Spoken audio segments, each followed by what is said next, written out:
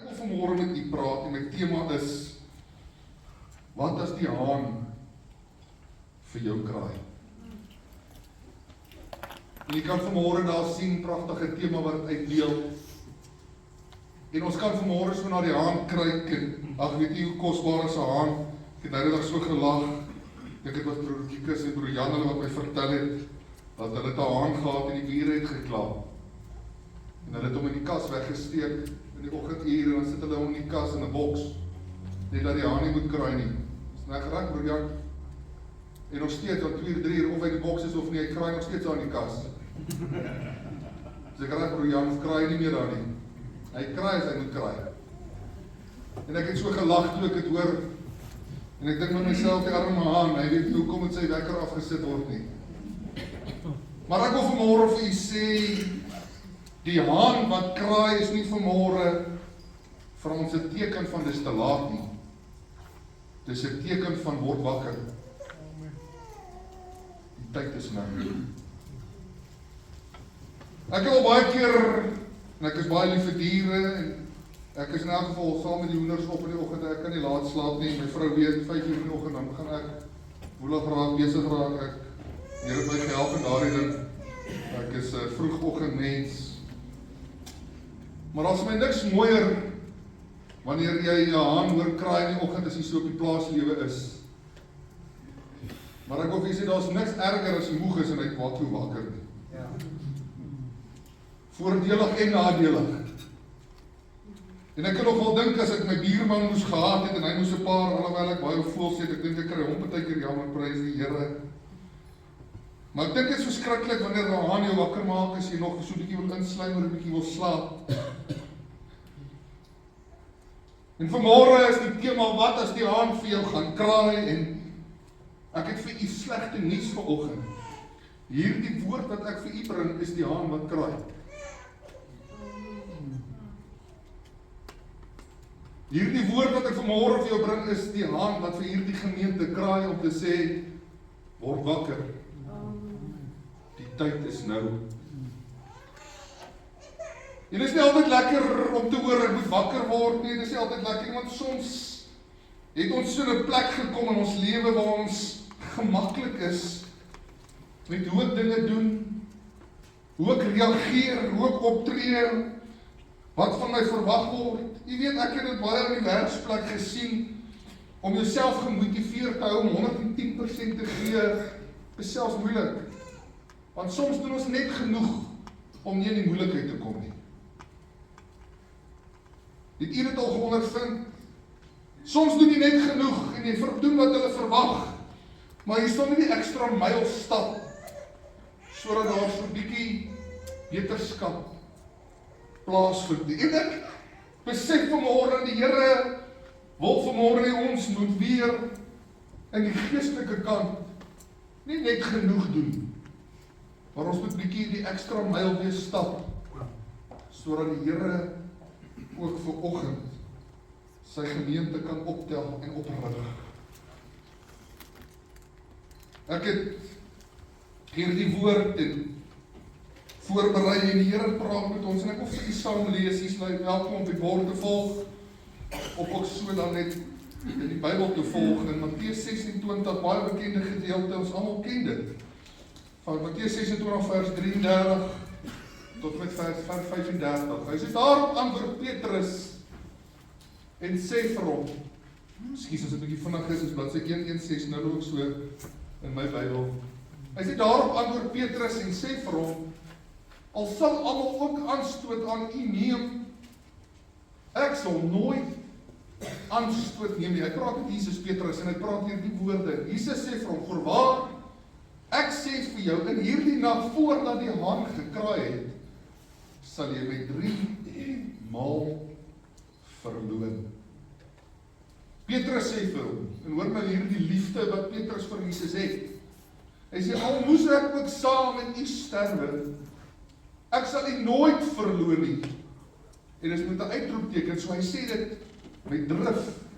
En hy sê dit met autoriteit. Hy sê, so het ook al die disippels gesê. So hulle stem saam met Petrus, ons sal saam met u sterf. Maak nie saak wat nie. In vers 69, dan wil ek net vir u ook 'n gedeelte lees. En hy sê, Petrus het buitekant gesit in die binneplaas van die paleis en 'n sekere diensmeisie het na hom gekom en gesê, jy was ook by Jesus die Galileër. Maar hy het voor almal ontken en gesê, ek weet nie wat jy sê nie. En terwyl hy uitgaan na die poort toe, sien 'n ander diensmeisie hom en sê aan hom wat daar was. Hierdie een was ook by Jesus die Nasareër. En met 'n eed ontken hy, so dis nie net nou 'n ja of nee nie, met 'n eed ontken hy dit weer, ek ken die man nie. Maar 'n bietjie later kom die wat daar staan en sê vir Petrus, waarlik, jy is ook een van hulle, want ook jou spraak maak jou bekend. Toe begin hy homself te verwens en te sweer, ek ken die man nie. So as jy nog iemand vra, en jy weet ons sê, my ouers het my geleer, ek mag dit nie doen nie, maar jy weet hoe is die mens. As iemand vir jou sê, het jy dit gedoen, dan sê jy, nee, ek het nie. Dan sê, man, ek is seker jy het. En op die einde sê, man, ek beloof ek het nie. Ek sweer, ek het nie, ek beloof nou.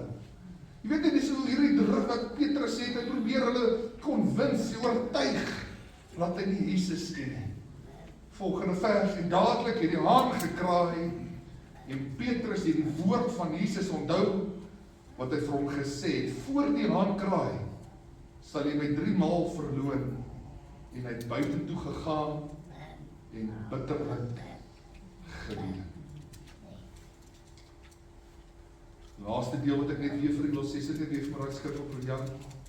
Die woord sê, en hy het buiten toe gegaan, en bitterlik geween. Ek wil vanmorgen die vraag vra, wie Jesus lief volgende?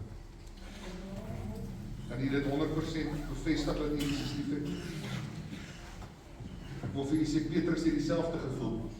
Hy het dieselfde oortuiging gehad, het selfs nog sterker as ons het, want hy het saam met Jesus gewandel. Hy het saam met Jesus gestap. Hy het saam met Jesus geloop, hy het die wonderwerke gesien. Weet jy dat Petrus was die eerste discipel wat die nette gelos het, en Jesus gevolg het van die eerste discipels? Ek wil vir jy sê, ek glo nie, hy het enigstens die nette die dag gelos, om te sê, ek gaan hierdie man nog verloon in my lewe nie. Jesus kom op 'n plek en hy vra sy disciples, wie is ek vir julle? Petrus is die een wat antwoord, hy sê, u is waarlik die Christus. Want hy het geweet wie die man is, wat Jesus genoem word. En terwyl hierdie Petrus ook die man was, hy het so baie liefde gehad vir Jesus, dat hy ook die man was, toe Jesus gevangene wou neem, sy het die een met die swaard trek, en aan oorkant. Hoekom sou hy dit doen om vir Jesus te veg, as daar nie liefde was? Ek wil vandag vir u sê, liefde is goed, om met die mond te getuig, liefde is goed, maar liefde is nie soms genoeg, dat jy nie die verraai werk doen, vir Jesus, teenoor Jesus. En ek dink so by myself, ek sê, Here, in my eie lewe, hoeveel maal verloon ek u? Ek probeer nie, maar dit gebeur so maklik. Ek moet sê, dit gaan baie, baie makliker nou, dat ek in die bediening is, maar toe ek in die tydelike werk was, of 'n jong jeugseun, ek het onder die banke groot geword. En ek het baie mooi ervarings in die Here gehad, maar weet jy hoe baie keer het ek Jesus verloon, want ek het nooit vir my vriende vertel van Jesus en die ervaring wat ons het. Hoe maklik is dit wanneer hulle sal sê, dan kom hulle by die skool, dan vra hulle, wat se kerk is jy? Ek was die enigste kind wat in 'n Pinksterkerk was.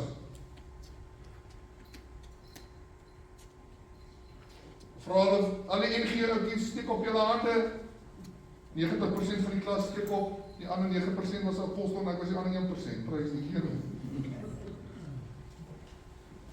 En ek sit so en dink, ek sê, Here, hoeveel mal het ek hier al verloon, en die Here raak met my besig,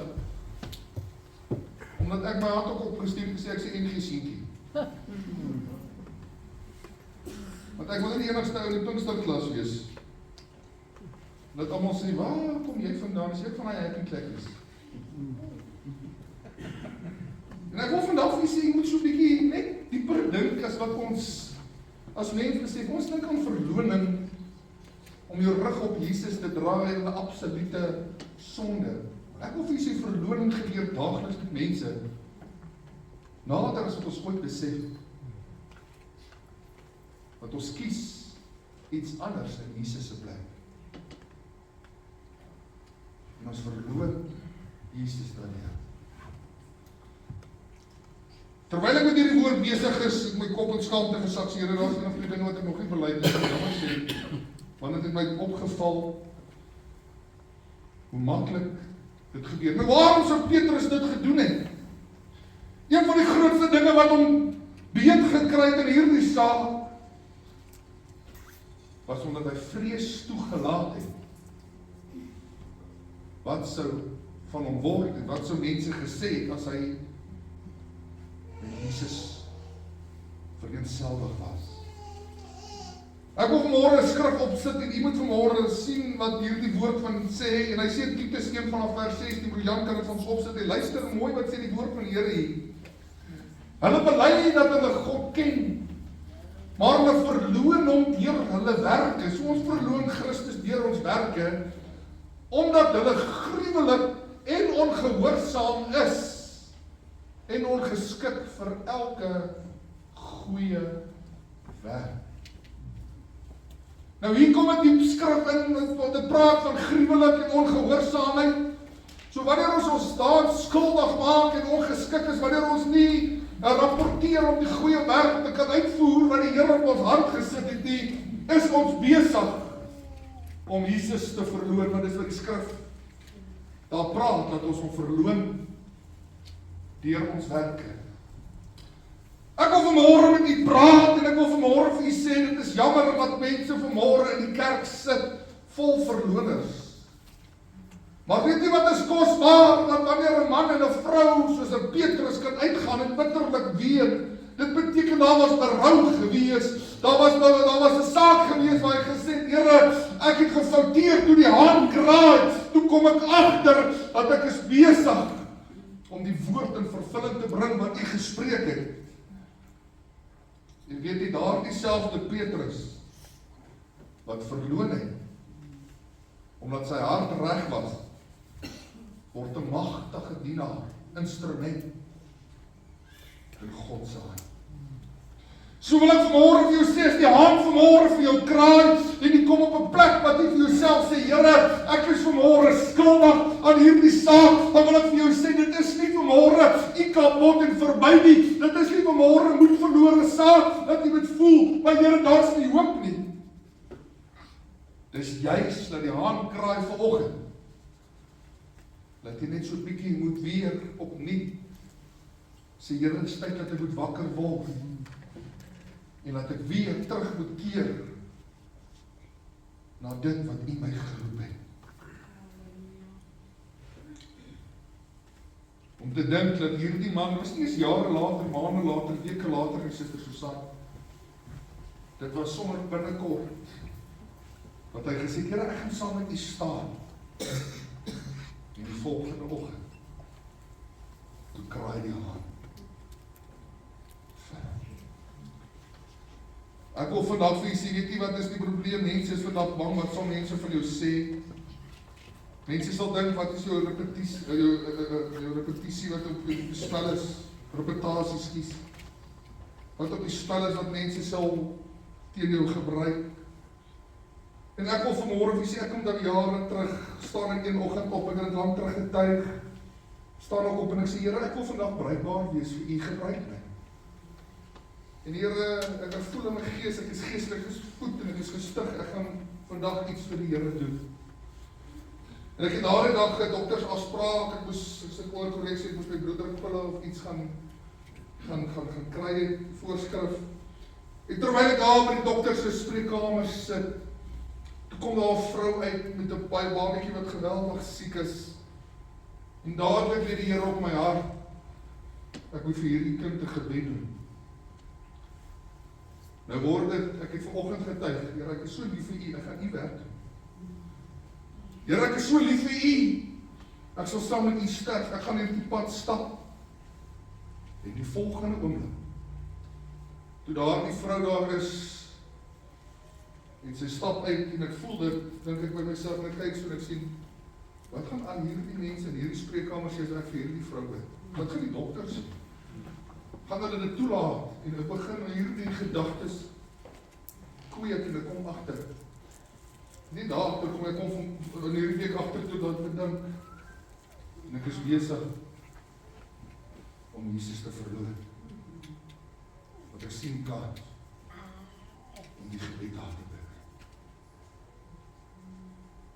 Hulle het vir iets 'n reis gestuur, ek vermoed so, ek is seker ek sit nog steeds in die spreekkamer en ek sê hierdie woorde. Ek sê, Here, as hierdie kind vir jou is, kom jy moet sien, hierdie ouers, jy moet sien met hierdie kind sal ek vir hom bid, ek is jammer, ek het gefouteer. Hulle gaan vir X reis of waar ook al was en die kom terug hier in dieselfde spreekkamer om die verslag vir die dokter te bring. Toch, die rustig vol, hoe kan dit? Hoe kan dit nou? En 'n tweede maal verloon ek vir Jesus in 'n spreekkamer. Maar ek het net vanoggend gesê, Here, gebruik my. Gebruik my.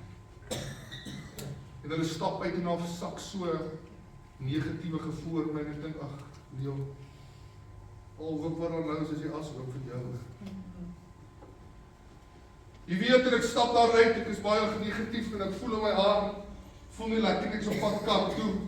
Ek voel, Here, ag, ek wil vir U werk, maar kyk hoe tree ek op, kyk hoe maklik, hy het my ywer in my ywer my in die rug gesteek, my tekort gekom, en terwyl ek so in die gang afstap, die gang het so L-shape, en toe ek so in die gang afstap, en ek kom om die hoek, hier kom die vrou weer met die kind af in die gang.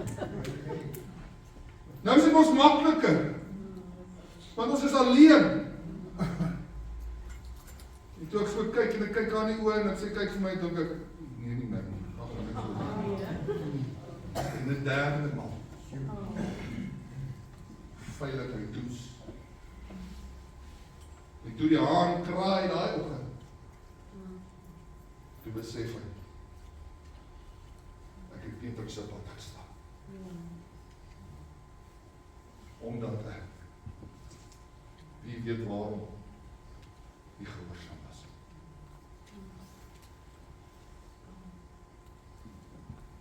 Of vanmôre vir U sê, hoe maklik verloon ons Jesus by my werksplek, want niemand eers weet, is die kind van die Here nie, waar jy eintlik die verskil moet maak. Ek sien die loop in die Bybel onder die arm, ons het hierdie week baie mooi evangelisasie toespraak ook gehad, wat in 'n prediker wat ons kom. En dit sê duidelik vir ons, evangelisasie was nog nooit om die Bybel onder die arm te loop nie. Hulle lees jou beter as die Bybel. Hulle lees jou as mens, baie dieper as wat hulle die Bybel lees. Maar weet U, dis maklik as jy daar onder by die plek staan en die manne staan daar en gesels by 'n funksie. En hulle vra vir jou, soek jy 'n drankie? En jy gee die regte antwoord en sê nee. Sê, hoekom nie? Nou kom die verloonsaak. Nie omdat jy wil sê, Here het my siel gered nie. Nee, ek sê vandag gelus nie, ek is so baie. Ek is reg, dankie. Nee, maar dit werk nie lekker nie. Is ons skuldig vandag? Kom ons sê so 'n bietjie anders, kom tree anders op. Ek sê nie vir iemand ek het die Here aangeneem as 'n persoonlike saligmaker nie. Ek het nie getuienis wat ek na buite toe leef. En ek verloon Jesus. Oomblik na oomblik, tyd na tyd. En ek skiep so ver kom. Vanmôre wil ek hierdie boodskap by jou bring en ek wil vir jou vra, wat as die haan vir jou kraai? En ek het vir jou eintlik vir nuus vir jou vanmôre sê, die haan kraai vir ons as gemeente in hierdie oggend om te sê, Here, ek het vanmôre bitterheid en 'n hartseer in my hart om te weet, ek het eintlik by 'n plek gekom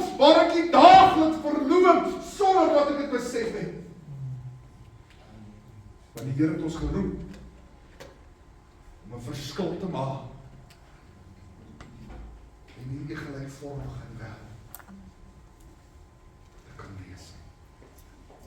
Ek het jare terug al gesien, ek wil vir u sê, dit is ongelukkig hoe die mens is.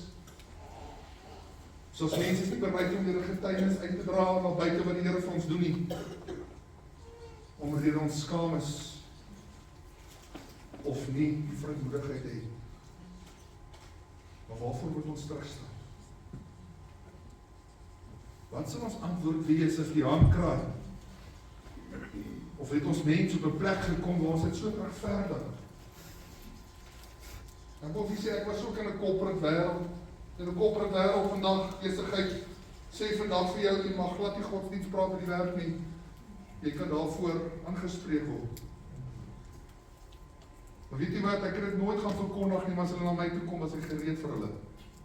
Om iets te kan sê, want nou, ek hulle nie gaan opsoek nie, hulle het my gaan opsoek. Dis die verskil wat ek en u het, maar weet jy wat, ons is nie meer bereid vandag om 'n verskil te kan maak nie. Jare terug werk ek vir 'n universiteitsplek en ons maak hulle doen die betalings by ons vir die aksieskaarte en al hierdie goed. Ek wil vanmôre vir u vertel hoe maklik dit is. Terwyl 'n broer in die gemeente saam met hulle werk. En hierdie broer het eintlik vir die werk gedeel en terwyl hy eintlik saam met werk en ek ry in die middag saam met hom. Kom het op 'n plek waar hierdie studente as hulle 'n kaart verkoop of verloor moet hulle een keer kom terugkoop by die universiteit waar die afdeling ons nou werk. Nou moet hulle R50 daai jare betaal. Dit was in 2003, 2004 as ek reg is.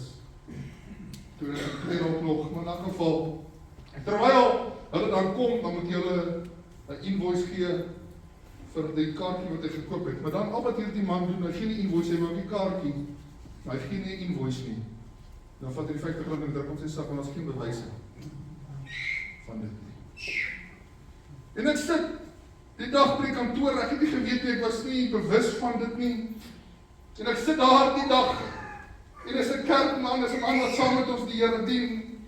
En terwyl ek so besig is met my rekenaar, sien ek die wat gebeur, terwyl ek hierdie student help, en ek sien hierdie situasie, en ek roep hom een keer, ek sê vir hom, brother, dit wat jy nou doen, is mos nie reg nie. Waar is die invoice? En hy sien ek het hom uitgevang, en hy sê vir my, asseblief moet my nie verklaar nie, want hier is 'n groot saak, hy sal sy werk verloor. En ek besef die grootheid van hierdie probleem. Die middag gaan ons huis toe, en terwyl ek by die huis stop, is hierdie saak in my hand. En terwyl ek so by die huis stop, haal hy 'n rolnote uit, ek weet nou nie hoeveel, R10 of R50 was, dan was hele klomp. En hy haal dit uit, hy sê, as jy vir niemand sê nie, asseblief, sal ek elke dag met jou deel, hier is jou deel vir vandag. En ek kyk na hierdie geld.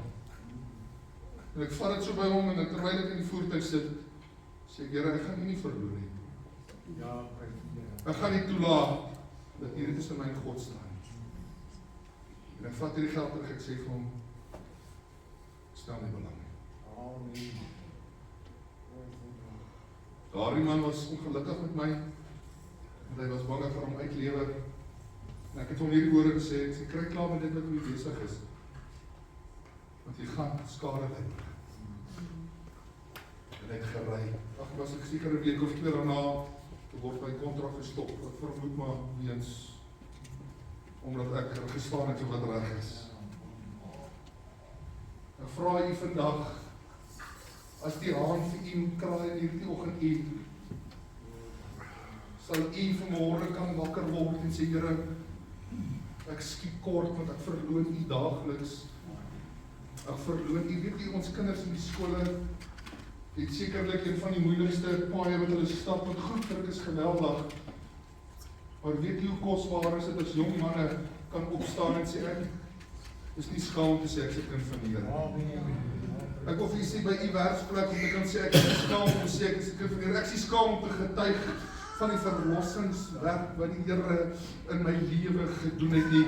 Ek wil vir julle so maklik, kom ons op 'n plek waar ons verloon is soos 'n Petrus, maar ek het vanmôre vir u goeie nuus. Daardie selfde Petrus, ek kom op 'n plek in sy lewe waar hy 'n keuse gehad het. Ek wil vir julle kan gaan kyk wat het Judas gedoen. Hy het ook Jesus verloon, maar weet jy wat in Judas? Hy kies die pad en hy vlug en hy gaan pleeg selfmoord en sy einde was tragies geweest. Maar Petrus in die ander hand het Jesus verloon. Weet jy wat doen hy? Hy het bitterlik gewene en ek is sekerlik daar was berou in sy hart gewese en Jesus gebruik hom en die Here tel hom op en die Here lig hom op bo sy omstandighede en die kerk word op hom gebou.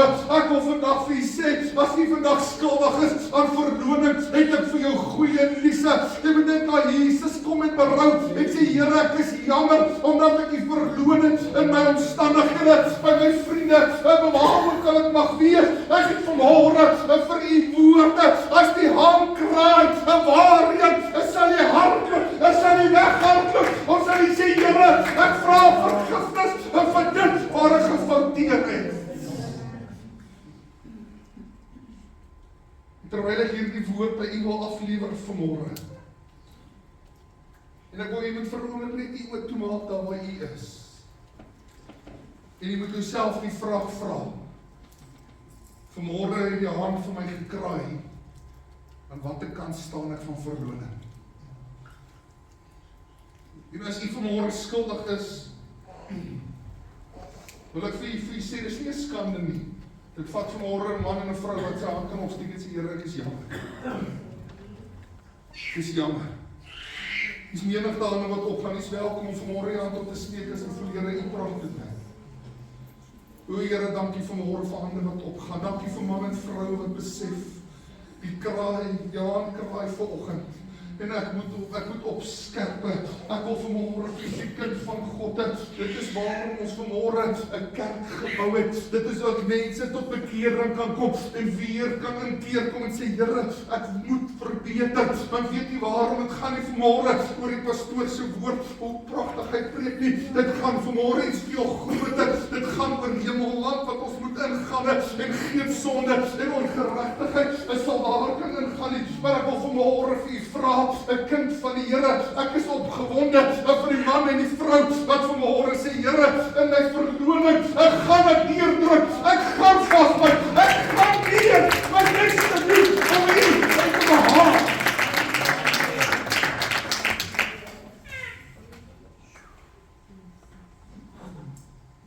Vanmôre wil ek vir u 'n gebed doen. Vader, terwyl ons by hierdie vraag kom, wat as die haan kraai? Here, moet ek vanmôre ook my kop en skante laat sak en besef, daar was tye in my lewe wat tekort gekom, Here. Vanmôre getuig vir hierdie gemeente, nie dat hulle maar vanoggend my moet jammer kry nie, maar dat hulle kan besef, Here, hoe lief ek u ook al het, ek het gefouteer. Die Here het vanmôre vir elke broer en suster wat sy hand opgegaan het, dat wanneer voor ons optree, voor ons Here op 'n plek kom waar ons nee sê, Here Jesus, of stil bly. Here, dat ons eerder kan sê, Here, ek gaan u nie verloon nie. Want Here, dit is wat u van ons verwag. Vra dat hierdie woord in ons midde sal wees, en dat u ook, Here, dit in ons harte sal seën, dat ons sal uitgaan met hierdie woord. Ons mag u nie verloon nie, Vader. Ons sê vir u dankie vir dit. Dit is my gebed. In Jesus naam. Amen. Ek voel gelei om net vanmôre dit vir u te doen. Stil bly is ook soms verloning hoor.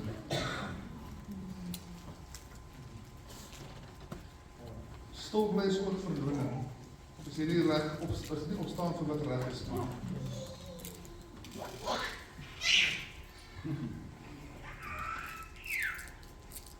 Die Here hierdie woord.